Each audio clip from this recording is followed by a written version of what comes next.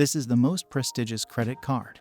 Everyone has a Visa or MasterCard, but only a handful of clients use an American Express. In 2019, when 3.3 billion Visa cards and 2 billion MasterCards were in circulation, only 114 million American Express cards were used. And this is explained by the fact that American Express doesn't aim to have a massive customer base. In fact, the company has always operated very differently from others. For example, Visas and MasterCards are issued by your bank, while American Express cards are mostly requested directly from the company. But the most significant difference is that American Express doesn't just offer a payment card, it adds numerous benefits. This is why it's not really fair to compare them to other cards. As a prestigious brand, they focus less on quantity and more on transaction volume. And this number is impressive. Even though American Express has far fewer cards in circulation, its users have higher incomes than Visa and MasterCard users, resulting in larger transaction volumes. But since American Express is less widespread, they use their own system that operates differently from that of their competitors and essentially focuses on cardholders' spending.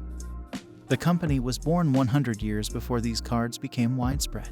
When the company started its activity in 1840, the name Express referred to fast shipping services.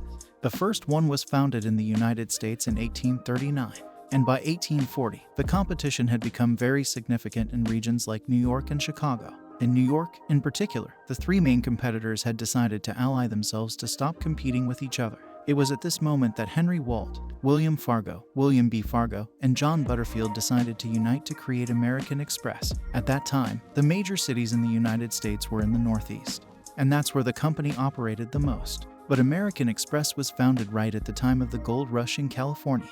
Many people were leaving the West Coast to go east, and San Francisco quickly became the main city. Henry Wells and William Fargo were the first presidents and vice presidents of American Express and saw this opportunity. They decided to offer their delivery service and aimed to establish themselves as the first in this city. Unfortunately, the rest of their shareholders don't think it's a good idea and refuse. Wells and Fargo then decide to establish a new company in San Francisco, the Wells Fargo Bank.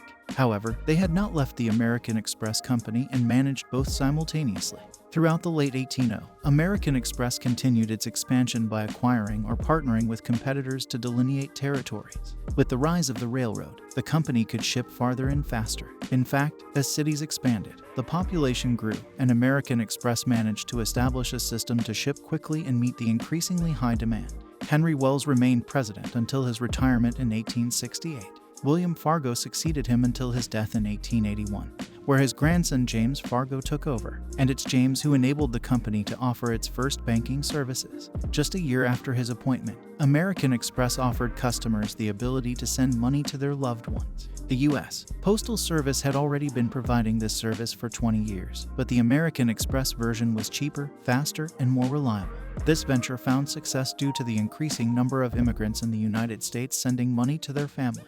The operation worked so well that 9 years later, they expanded it by introducing the famous traveler's checks. It was the success of these checks that led them to venture into the travel industry a few years later. It's evident that American Express began by offering express delivery services before diversifying by adding banking services. And they did it right, because during World War I in 1918, the U.S. government had mobilized all express delivery services, and American Express was reduced to its banking activities and travelers' checks. They could have disappeared without these business sectors, but survived as a somewhat limited company, especially renowned for sending money. However, everything changed for American Express in the 1950s. At that time, credit cards seemed to be a new, lucrative, and flourishing business, and no card was widely accepted.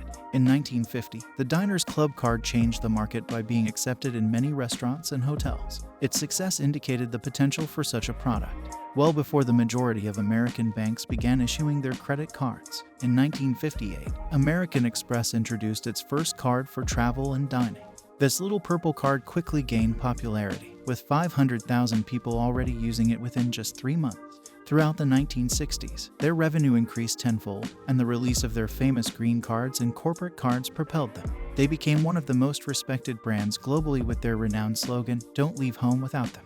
The success of their credit cards allowed them to acquire numerous financial companies. While they have since divested these holdings, they once owned an insurance company and a brokerage firm. Today, they seem more focused on developing their gold and platinum cards, which truly embody the American Express brand. Firstly, the name platinum, being one of the most precious metals, is expensive and flashy, aligning well with the company's image. But in addition to the name, this card costs at least $500 per year just to have it, whereas the majority of credit cards are free or cost a few dollars per month. These subscriptions alone allow them to generate $4 billion.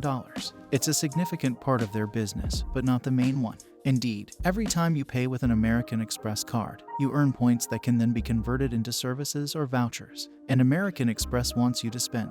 For example, they offer you 60,000 points if you spend $5,000 in the first 3 months. This is the most crucial part of their business. When you make a purchase with your American Express card, the seller must pay a percentage to have the right to accept this card. Compared to Visa and MasterCard, these fees are much higher. But as you earn points, you prefer to use your American Express card rather than a Visa, and they thus increase their profits by raising transaction fees. The more you use your American Express card, the more money American Express makes. That's where the majority of their earnings come from. And that is why it is considered a card that encourages spending. But one may wonder why many merchants accept these cards, since those who own it usually also have a Visa that costs them less in transaction fees. The reason stores accept American Express cards is that customers who own them tend to be wealthier and spend more. It is, therefore, very advantageous for stores that these customers choose to spend with them rather than their competitors. Certainly, they will give a higher percentage to American Express, but the customer's bill will be higher, so everyone benefits. And finally, the perks. This is why customers are willing to pay $500 per year to have this card. With each purchase, you earn points that you can spend on Uber, airlines, and even some stores. You also have access to airport lounges and a concierge who can book your hotels, get you tables in fully booked restaurants, concert tickets, and fulfill all the wildest requests.